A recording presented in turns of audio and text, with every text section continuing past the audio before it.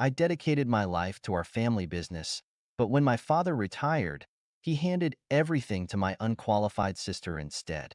I'm 35 male, and for over a decade, my entire life revolved around the family business, the kind of business you're expected to grow up into.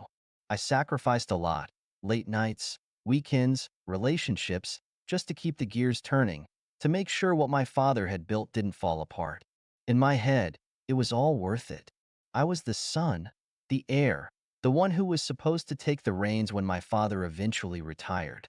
At least, that's what I thought. My father always talked about legacy, about how important it was to keep the family name strong in the industry. I bought into it. All those years, I never asked for more than what I earned. I worked for every cent, every bit of respect, and the idea that one day the company would be mine kept me going. But that day never came. It was last summer when my father officially stepped down. I remember walking into the office, expecting some kind of announcement, a transfer of control maybe. Instead, my sister, S, sat in his chair, all smiles, leaning back like she belonged there. I couldn't believe it. She hadn't worked a day in her life.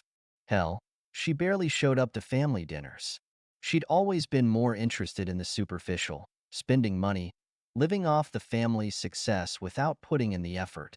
But there she was, in the big office, holding the keys to the entire company. The new CEO. I looked at my father, waiting for some kind of explanation, but he just shrugged and said, S has a vision for where the company can go. I think she's better suited to lead. I felt like I'd been punched in the gut. Better suited? How could he say that with a straight face? It didn't make any sense. She didn't know the business. She didn't know anything. I tried to stay calm. I asked him, quietly at first, why? Why her? He looked at me, eyes blank, and said, it's a new era. The company needs fresh ideas, new blood.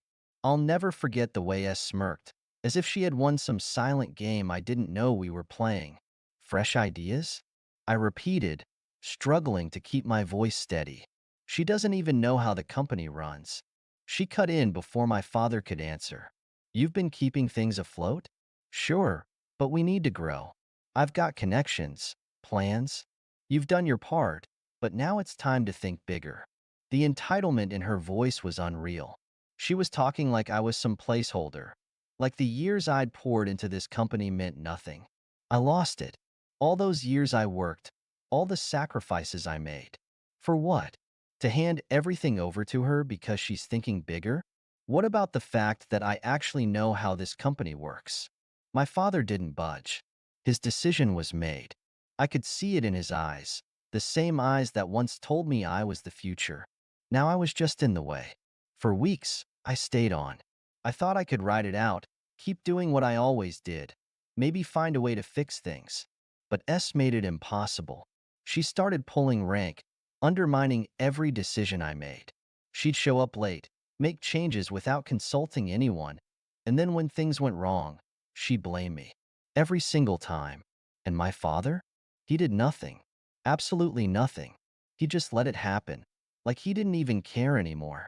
Or worse, like he was relieved I wasn't fighting it. Eventually, I couldn't take it anymore. I walked out. I figured if my father was so convinced S was the future, he could deal with the fallout when she ran the company into the ground. I wasn't going to stick around and watch her destroy what I had helped build.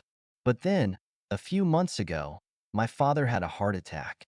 It wasn't a mild one, either. It was bad. The kind that leaves you laid up in a hospital bed with wires and machines doing half the work for your body. S was nowhere to be found. She didn't even visit. The same daughter he handed everything to, the one he thought could lead the company into some new era, had completely abandoned him.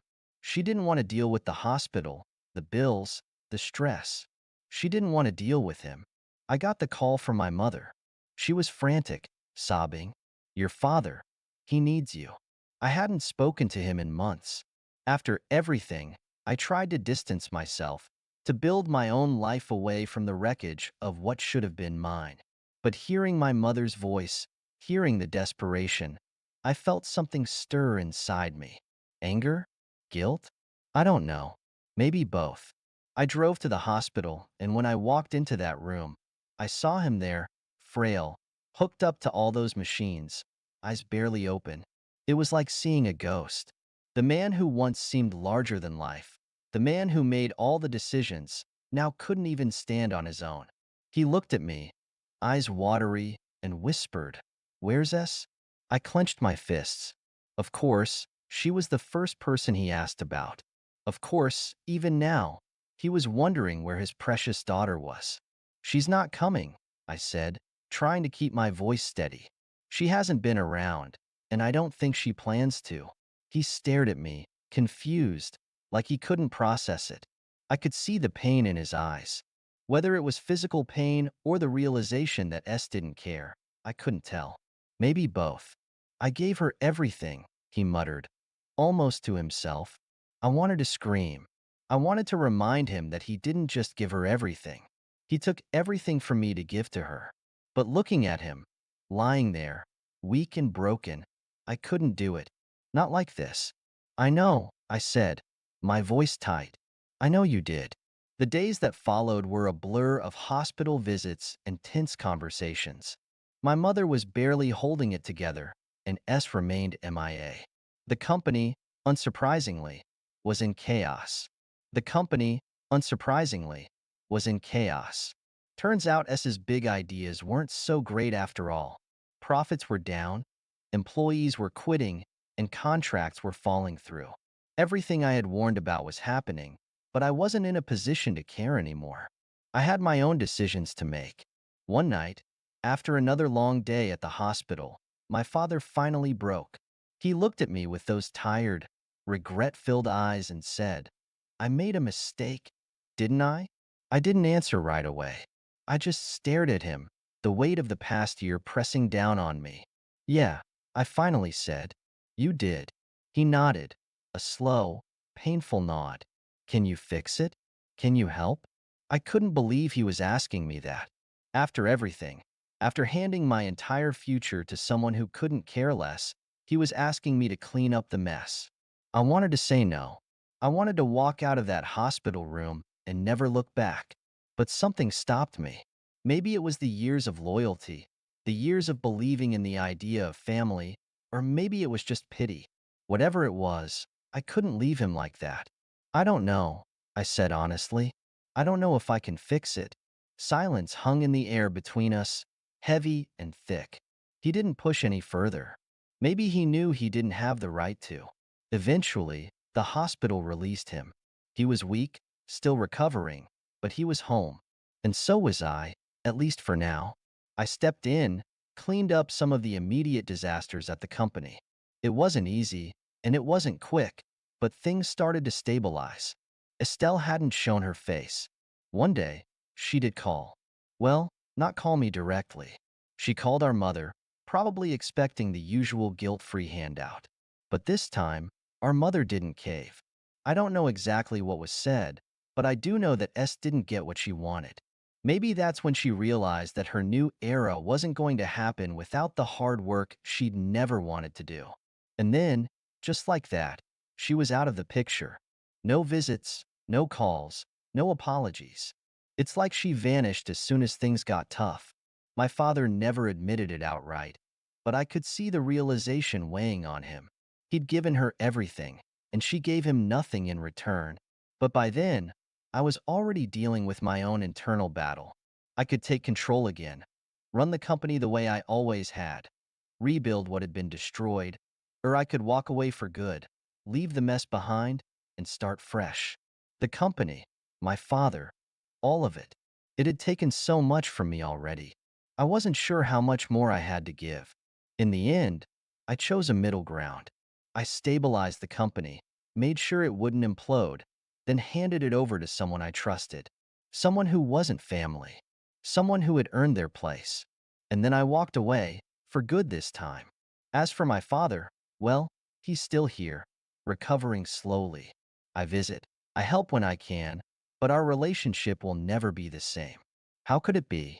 Trust was broken, maybe beyond repair. He tried to apologize a few times, but the words always felt hollow. Too much damage had been done. We keep things civil, but that's all it is. Civility. I'll never be able to forget what he did. How easily he gave everything away to someone who didn't deserve it. How he overlooked me until it was too late. She never came back. She moved out of state, from what I hear. Living her life, disconnected from the fallout she caused. I doubt she thinks much about us, about the mess she left behind. Typical, really. And honestly, that's fine with me. The less I have to deal with her, the better. It's strange, but I've found a kind of peace in walking away. I've started a new business, something completely different. And it's small, but it's mine. No family ties, no expectations. Just me building something from the ground up again. This time, though, I'm doing it for myself. Looking back, I realize I spent years chasing validation from a father who never really saw me. Now, I don't need that anymore. I've learned that sometimes, walking away is the best thing you can do. For your sanity, for your future. So that's where I'm at. It's not the life I thought I'd have, but in a way, it's better. I'm free. Free from the weight of family expectations. Free from a business that consumed me. And free from people who never appreciated what I gave. And to anyone reading this, remember, sometimes the best thing you can do is let go, even when it hurts. Thank you so much for listening to my story. If you have any thoughts, I'd love to hear them. So please leave a comment. Don't forget to like and subscribe if you want more stories like this one.